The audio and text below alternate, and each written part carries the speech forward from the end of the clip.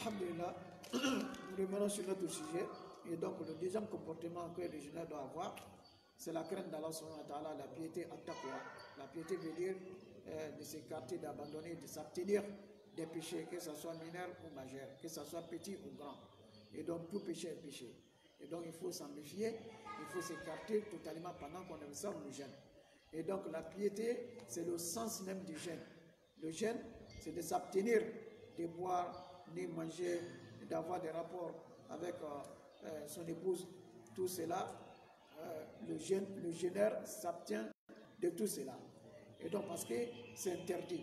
Pendant qu'on jeûne, il est interdit qu'on mange, il est interdit qu'on boit, il est interdit qu'on ait des rapports avec notre conjoint.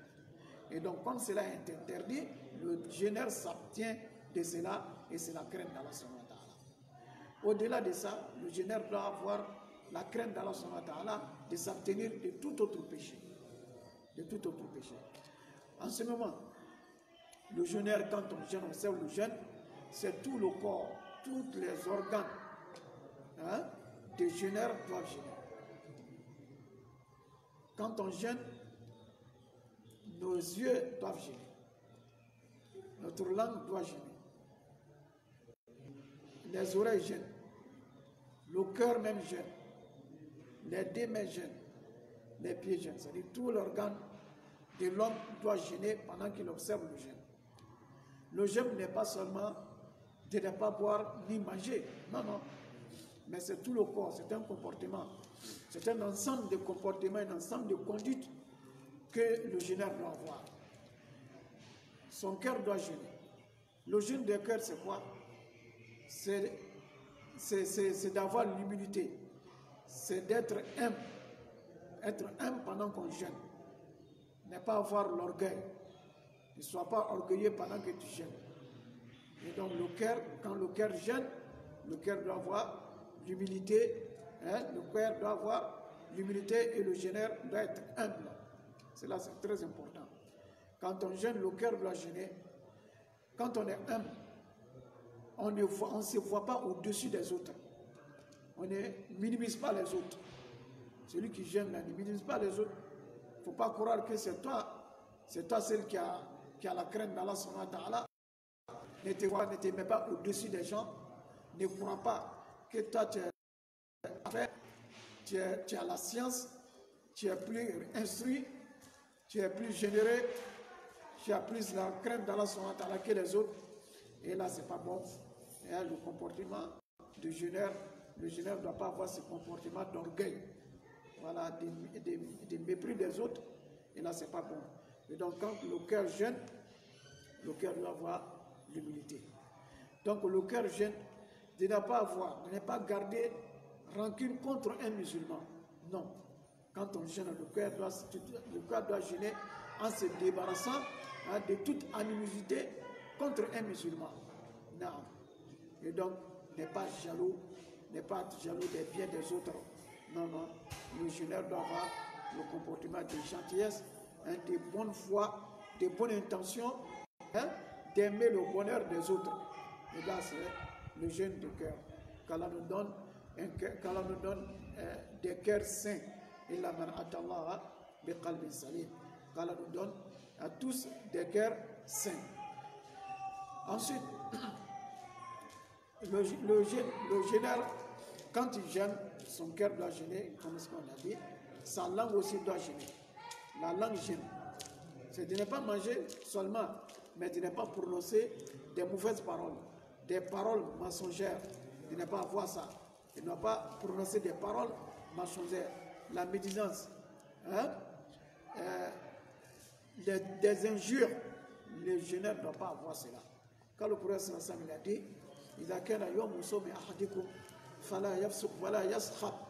et quand on jeûne, le jour où vous jeûnez, on ne crie pas sur les autres, on ne fait pas de bagarre, on ne fait pas de la bagarre.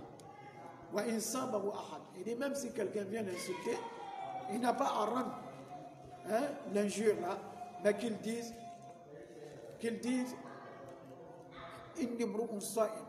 moi je jeûne.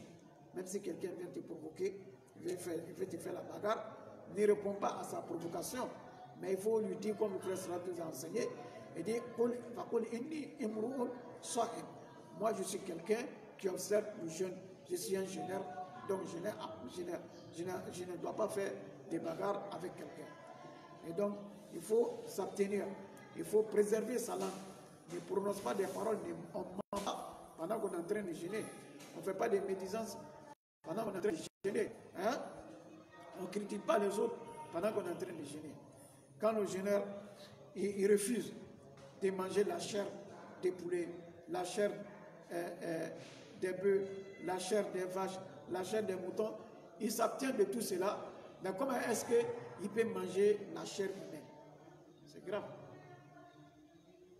En me disant quelqu'un, on est en train de manger sa chair.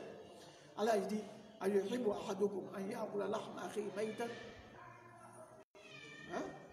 l'un d'entre vous aimerait manger la chair de son frère qui est mort. Personne ne veut cela. Personne ne peut manger la chair de son frère cadavre. Mais si on médite quelqu'un, on parle mal de quelqu'un, on parle mauvais de quelqu'un, c'est comme on est en train de manger sa chair. Et donc, si la chair des vaches annule le jeûne, donc on ne parle pas de la chair même humaine. Il faut plutôt prononcer des bonnes paroles. Il faut préserver sa langue. Vous voyez, la langue, elle est petite, mais elle est très très dangereuse. La langue est très dangereuse. Et donc, c'est à travers la langue que beaucoup d'hommes se retrouveront à l'enfer quand on nous en préserve. Comme le prophète l'a dit,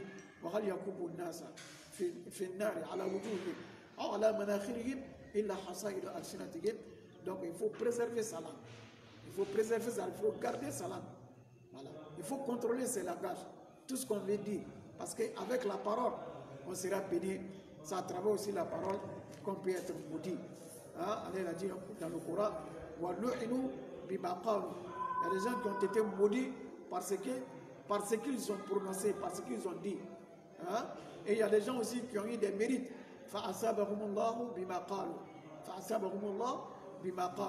Et Allah, il a récompensé, il a béni des gens par rapport à les paroles. Donc la parole est très très sensible. Il faut contrôler son langage. Il faut contrôler sa parole. Il faut préserver sa langue pendant qu'on est en train de jeûner. On doit faire très attention à notre langue. Non, ne pas parler mal de quelqu'un. Il faut en tout cas garder sa langue. Car ça peut annuler notre jeûne ou ça peut diminuer en tout cas les mérites, les récompenses de notre jeûne. Quand on jeûne et qu'on médite quelqu'un, c'est pas grave. Hein? On est fait de tort qu'à soi-même. C'est que c'est un mérite de jeûne. Alors prends ça pour donner à celui qui tient. Quand on donne la bonne combinaison. Ensuite, la langue jeûne. Les yeux doivent jeûner. Un jeûneur doit garder, il doit abaisser ses regards. Allah il a dit, il dit aux croyants de baisser les regards et de préserver leur chasteté.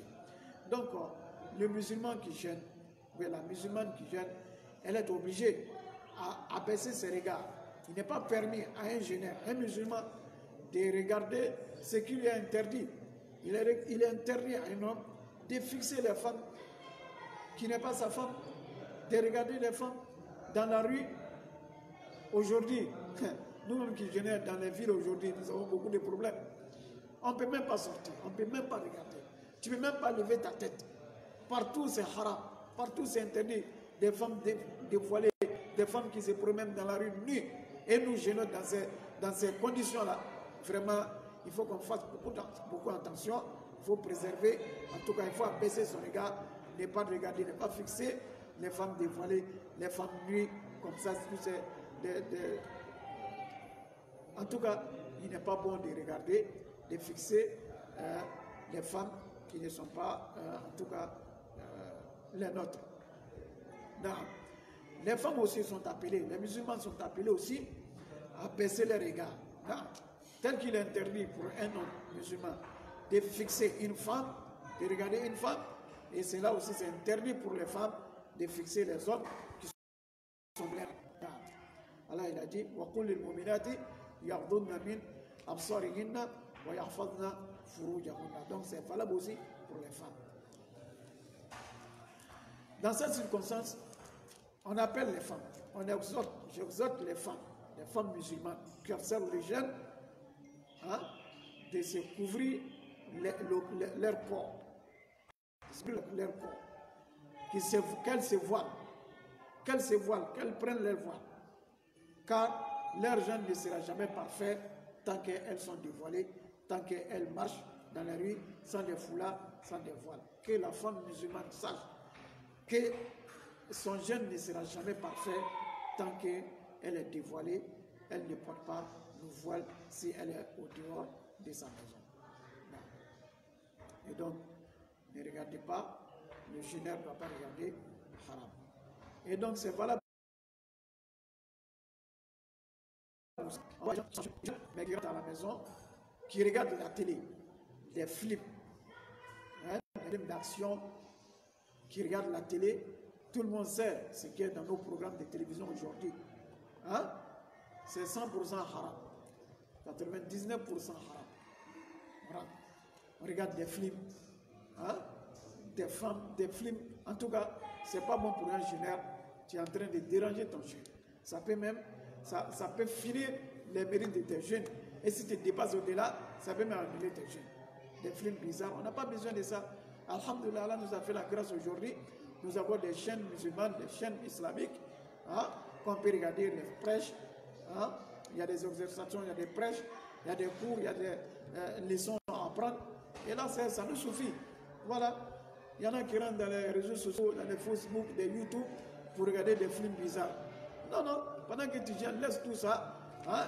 Il faut plutôt regarder en tout cas, vidéos des imams, vidéos des prêcheurs, hein, ceux qui exhortent, qui prêchent, qui appellent les gens à la piété, à la crainte d'Allah subhanahu wa ta'ala.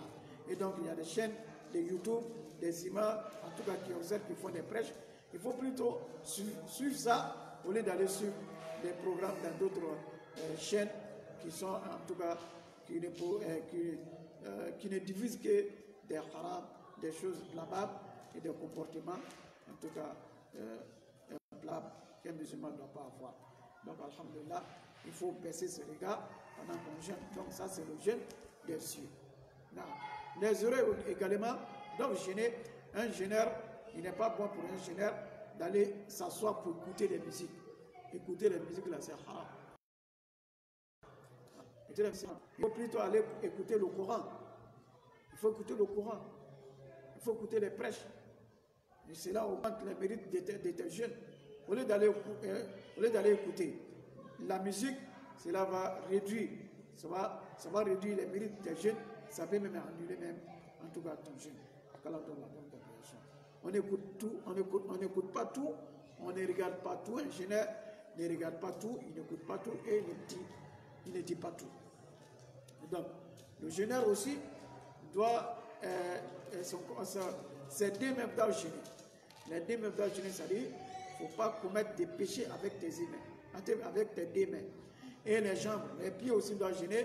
En tout cas, ne te rends pas, pendant que tu es en train de jeûner, ne te rends pas là, voilà, t'interdis de te rendre. Donc aujourd'hui, alhamdulillah, ceux qui jeûnent, il y a eu tant de débats. Quand on dit non, c'est pas bon de serrer la main à une femme, c'est pas bon de serrer la main à une femme qui n'est pas sa femme, c'est pas bon de toucher à une femme qui n'est pas sa femme. Les gens disent que non, c'est pour rendre les trucs compliqués. On dit non, on veut la religion, on veut compliquer la religion, c'est sain.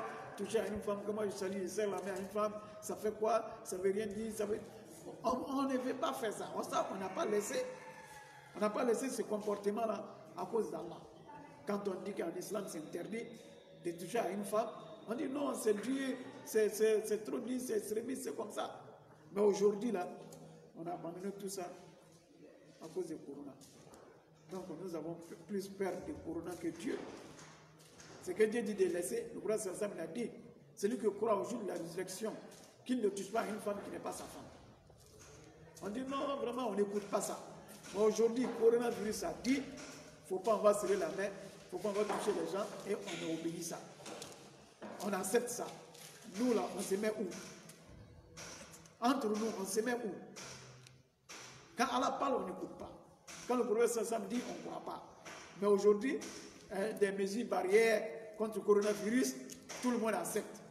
Voilà, on ne serre plus les mains, on se ferme les nœuds, hein, les visages on ferme, on couvre. Voilà, cela ne gêne pas. Mais lorsque Allah subhanahu wa ta'ala, l'islam nous demande aux femmes, l'islam demande aux femmes de fermer leur visage, on dit non, non, c'est trop bizarre, on ne sait pas qui est derrière. Mais aujourd'hui, tout le monde porte max. Ça veut dire que c'est qu'Allah demande là. Chacun peut faire ça. Mais nous, on est sûr que nous passions.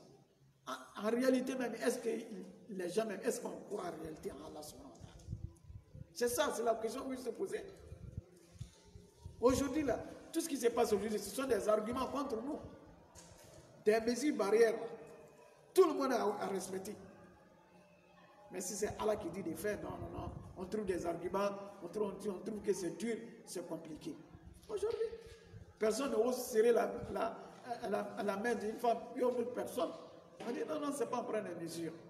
Mais après ça, c'est Allah qui nous a dit de prendre des mesures contre ça. Et donc, si tu t'abstiens de serrer la main à quelqu'un par peur de corona, il faut s'abstenir de serrer la main à une femme qui n'est pas ta femme par peur de l'enfer. Car l'enfer est plus dur, l'enfer est sévère que corona. Qu'Allah nous en préserve. Qu'Allah nous préserve contre le corona, contre l'enfer, contre tout mot. Non. Et donc, le jeûneur, il doit avoir ce comportement-là.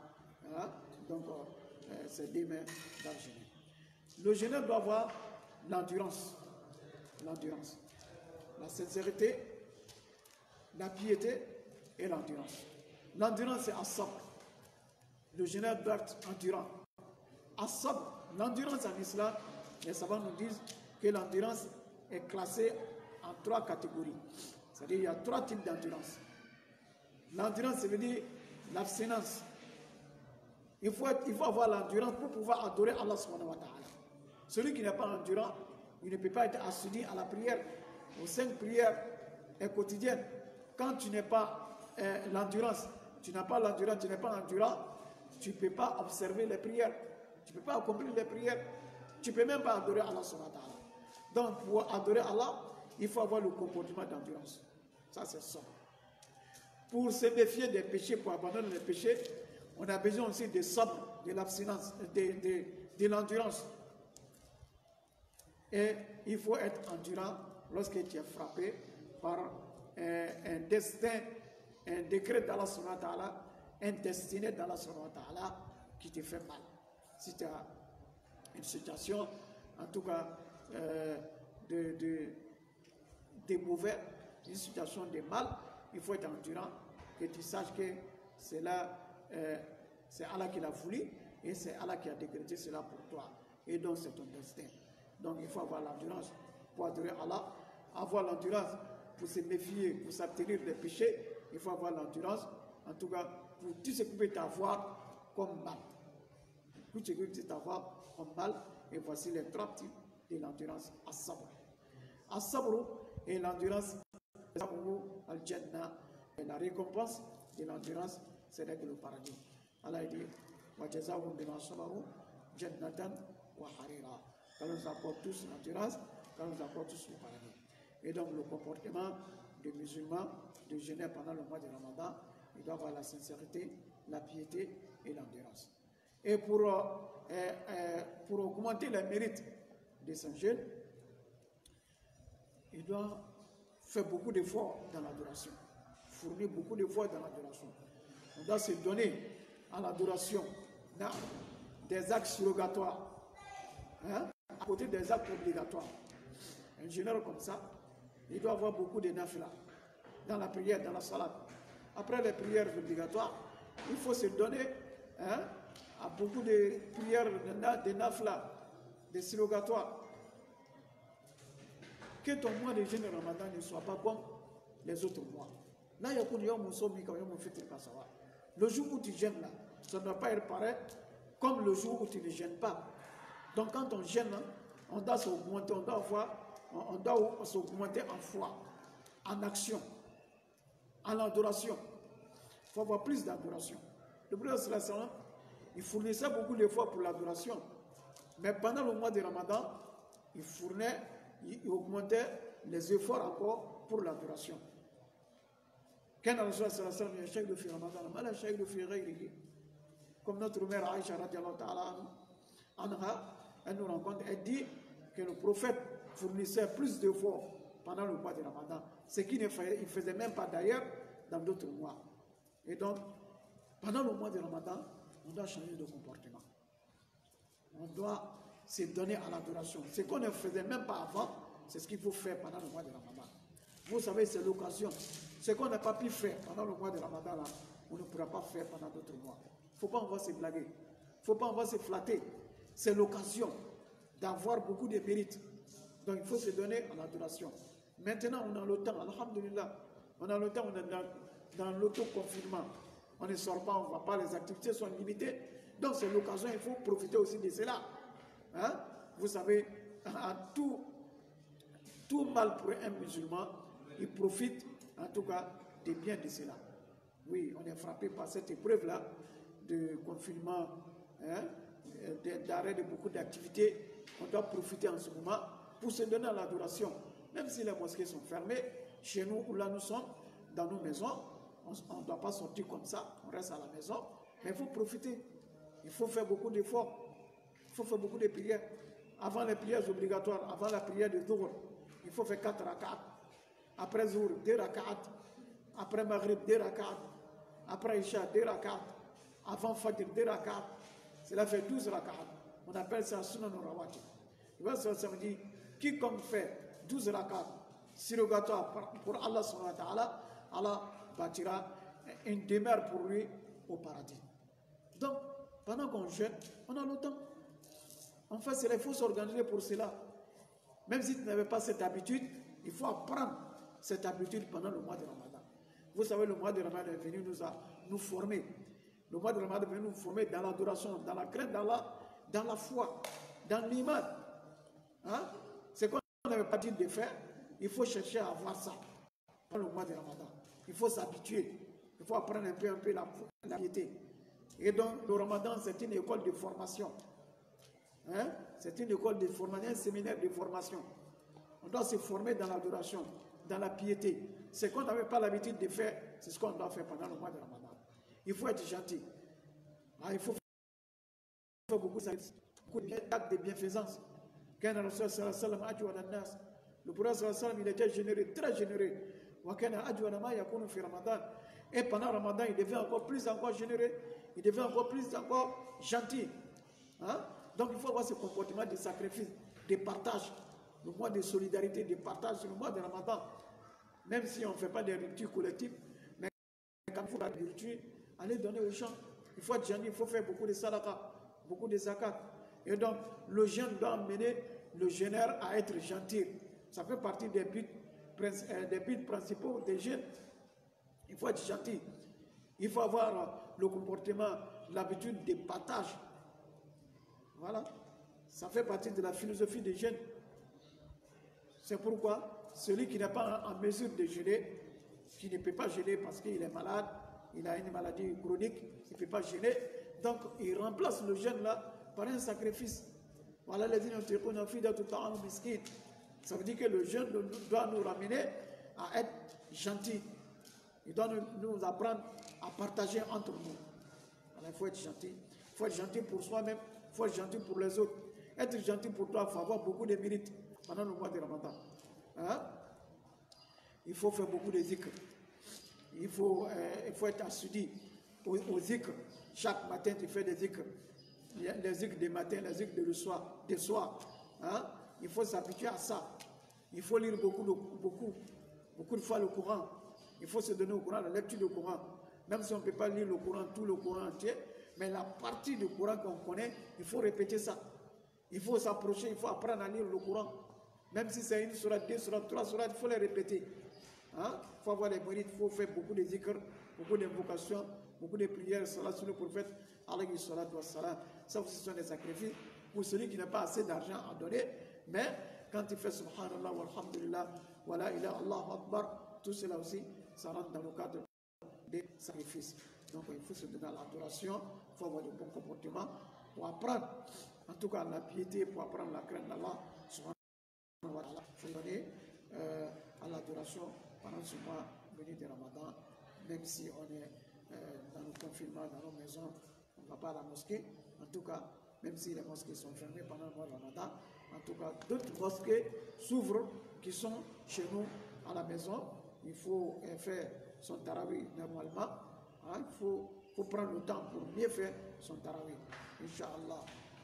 On espère que, Inch'Allah, ces mois de Ramadan exceptionnels là soient profitables pour tous les musulmans, que Allah nous, en tout cas, nous donne ses mérites et qu'Allah nous pardonne pendant ces mois bénis de Ramadan, que Allah nous ouvre les portes de sa miséricorde, qu'Allah nous pardonne. Et on demande à Allah, nous sommes encore dans le mois de Ramadan, on demande à Allah qu'Allah nous ouvre ses portes, les portes de sa maison, de ses maisons, des mosquées pendant le mois de Ramadan. Pendant qu'on jeûne, notre prière est exaucée. Donc, tout jeûneur est appelé à formuler des vœux, à présenter ses vœux à Allah subhanahu wa ta'ala. Et donc, notre épreuve là, qu'Allah lève cette épreuve sur la communauté, qu'Allah nous ouvre nos mosquées et qu'Allah nous ouvre les portes de la Mecque et qu'Allah ouvre la Umrah et le Hajj pour cette année, qu'Allah en tout cas fait disparaître ces virus-là, Inch'Allah, que ceux qui sont atteints par ces virus-là, qu'Allah les guérisse et qu'Allah nous pardonne et qu'Allah nous préserve contre tout mal. Wa akhiru da'wana alhamdulillah rabbil alamin wa sallallahu alayhi wa sallam. Assalamu alaikum wa rahmatullahi wa barakatuh.